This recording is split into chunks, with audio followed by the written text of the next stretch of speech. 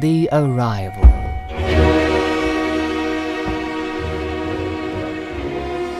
It was even more magnificent than I had imagined.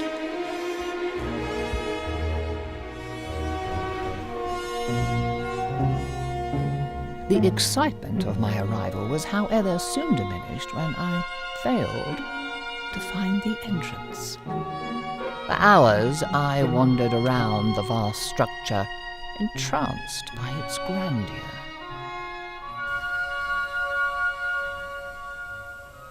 Only when on the verge of despair did I notice an open door that I had apparently missed the first time around.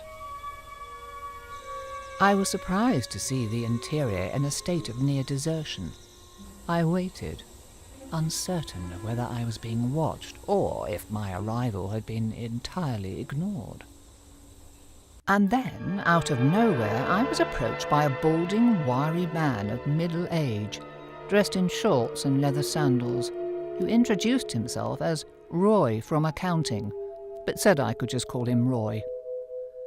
He fixed me with a gaze of almost disconcerting intensity and said that I had been exceptionally fortunate to have been invited to the temple, that due to the secrecy of the work being carried out by the Order, there had been no visitors since the accident. On the subject of the accident, Roy was elusive, but said that all of my questions would be answered in good time. But first it was time for the accounting, which was to say, for Roy to give the account. The work of the Order, said Roy as we walked, is to preserve the memory of life on the planet. By observing the cherished relics of our ancestors, we might diminish the pain of the original separation. How, said Roy, would we have found our way had we not been guided by the psychic deposits they had left for us as signs?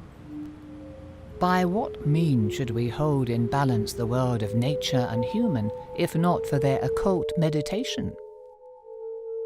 Inside the temple, said Roy, the spirits of the 21st century speak to us through the soil and the water, the plants, animals, and the machines.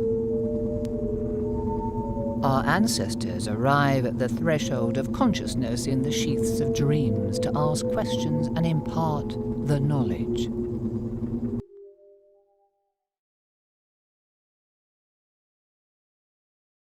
We walked through a door, and before us lay the ocean. The water, unlike anything I had ever seen, had clearly not been subject to the global Bethnic death.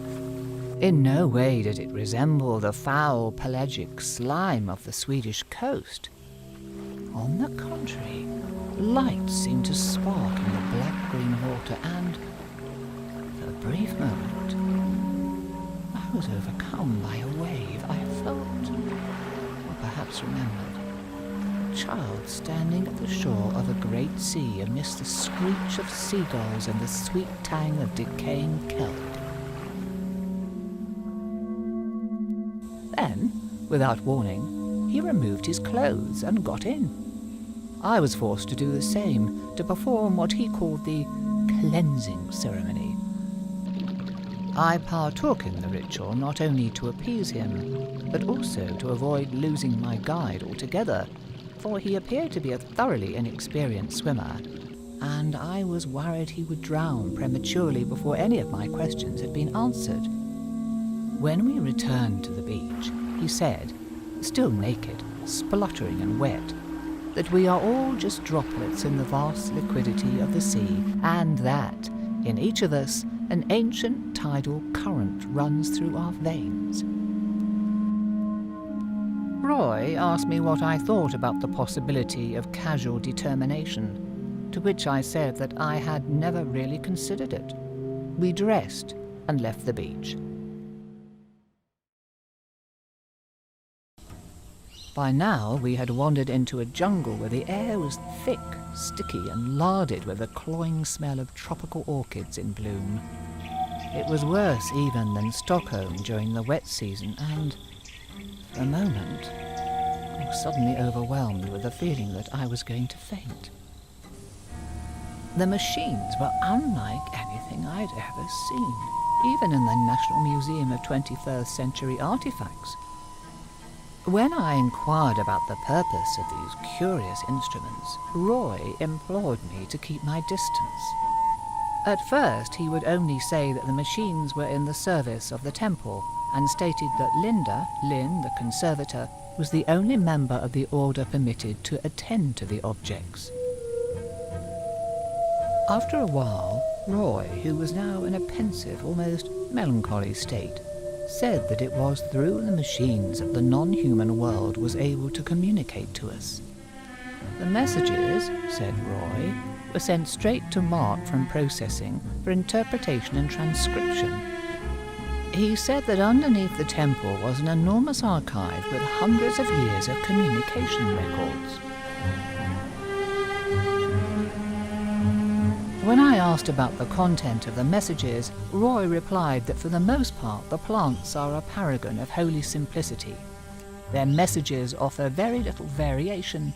When translated into our language, they tend to impart the same verdant desires. Their thoughts, explained Roy, are translated most effectively when converted into the ancient Japanese form of tanka. The quest for the Grail, said Roy, is long and arduous, requiring eternal patience and divine grace.